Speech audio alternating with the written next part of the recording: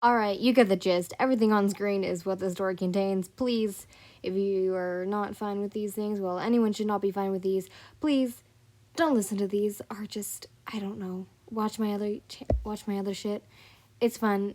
It's entertaining, hopefully. Well, hope you guys enjoy, and let's go. I was just now editing this, and, I realized that, I have dated these, well, parted these wrong, so I must apologize for that, but let's continue. The object of all attention.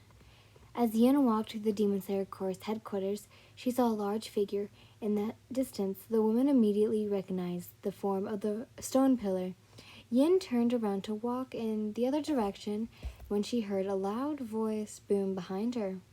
"Come here, pitiful child," the hair-colored girl sighed, turning towards the man, who was walking towards her. Unlike all the other times the woman had seen him, his hands were on his side. One hand was closed into a fist, the other grabbed his prayer beads tightly. "Ever since I have met you, I have sensed that you are cursed. Since you have stopped wearing your mask, I feel it getting stronger." Extending a muscular hand towards the phoenix pillar, the man opened his palm. In the middle was a small pouch. The pouch that was made out of white fabric, a color resembling purity. Von through the cloth was a pouch of vermilion lettering, a thin red twine thread. The cloth pouch closed the ingredient knot. I'm gonna butcher this, but an oiromani. It will stop the curse, but it will protect you from those who aren't already affected. The phoenix pillar was surprised when the man gently placed the pouch in her hand. I'm gonna butcher his name too. Goma. Oh my god! I'm just gonna say the stone pillar. Then clasped his hands together. His red prayer beads waved through his fingers. Anima, Uma, Animal Asama Batusu. He offered a deep bow before walking away with long, heavy strides. Yin watched the large figure grow smaller and smaller. When he finally out of view, the woman's gaze dropped to the pouch, resting within her hands, putting the amulet into the pocket of her uniform. The phoenix pillar felt a tad bit safer. Yin returned to her state with a light nod. However, upon entering her house, she noticed a familiar red box placed on the entrance of a wooden dining table. Her brows furrowed, her lips turned down. "Another one?" she thought to herself.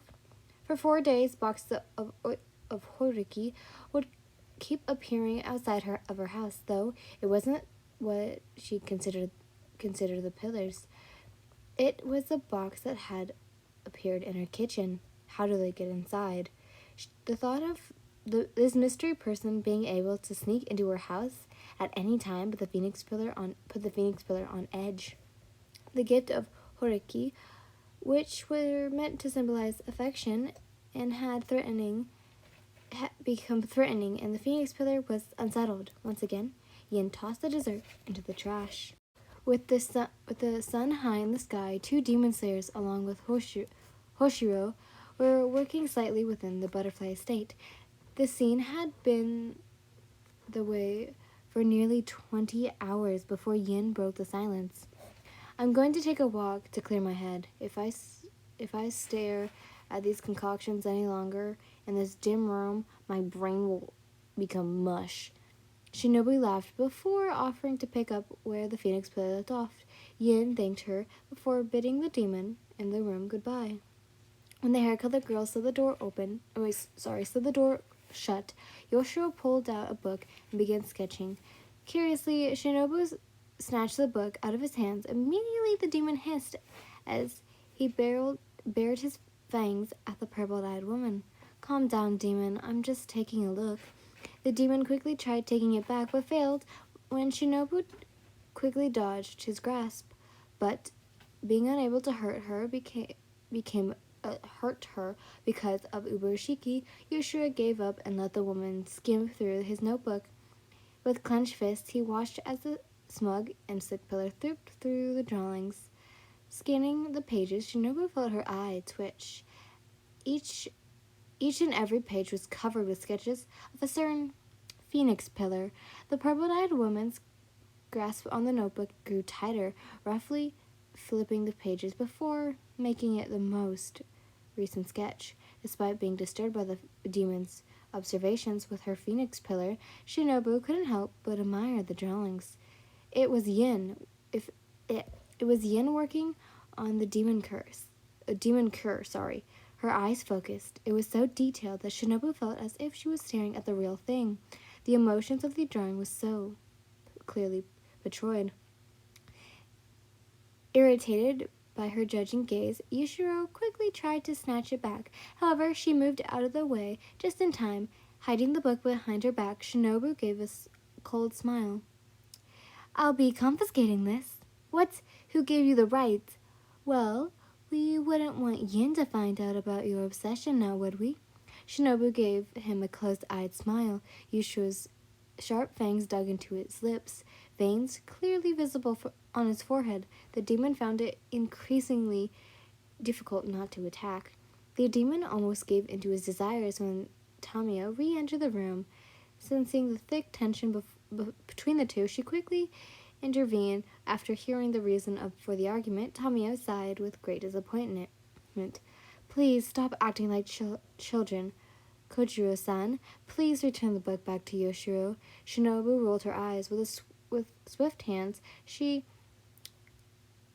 discreetly ripped out a page before handing the book back to the young demon. When Tamio had turned away, Yoshiro mockingly stuck his tongue out towards the insect pillar. Shinobu's jaw clenched, but she kept a kind smile on her face. As the older demon was distracted, Shinobu raised both of her middle fingers towards the green-haired demon in retaliation. Yin was in the midst of her walk when she caught sight of Obanai, not too far from her. The snake pillar seemed to be conversing with someone, but the hair-colored woman could not see who he was talking to. The phoenix pillar continued on the path. She grew closer and vigorously heard the snake pillar was saying, "You saw her naked?" The phoenix pillar did not hear a reply, but Obanai continued to talk. Yin felt a bit concerned for the snake pillar's mental health. So she has a birthmark there? When she was a few feet away, she noticed a familiar white snake wrapped around Obanai's neck. As the snake pillar spoke, the little animal would move and hiss as it replied. Yin remembered the time she allowed the snake to stay in her room, eyes focusing on the scene in front of her. She was finally aware of the snake's sensitive and shivered. Pervert. The phoenix pillar increased her pace, not wanting to make contact with the snake pillar or a snake. As the woman's speed walked away, she came face to face with another demon slayer. The man had a simple scar spread on his cheek, just a bit past his nose. With half of his head shaved, there were long black strands around his neck, his hair worn in more of a mohawk style. His eyes were naturally scrunched together, causing the man to appear angry. However, upon seeing the phoenix pillar, the man's face exploded into a sea of red. Undeniably holding his breath, the man collapsed onto the floor, unconscious. Shocked, Yin stared down at the slumped figure. Lifting a hand up, she gently pushed his form. The unconscious man did not move. However, confirming that he was still alive, the hair-colored woman quickly called a Kashuki to transport him to the butterfly estate for an examination. Watching the Kashuki take the man away on a stretcher, she felt that her short walk was stressful rather than calming. Yin felt bothersome by the odd behavior of the men around her. After today's event, she began to feel a sense of anxiety towards solving her family's curse. Determined to find more clues about the curse, the Phoenix Pillar decided to take a short trip to her hometown. If you enjoyed Taisho Area Secrets, well, here's today's. Tamio has a treasured doll, but doesn't like to show people only because she thinks it's childish, not because the doll happens to have hair-colored hair and eye-colored eyes.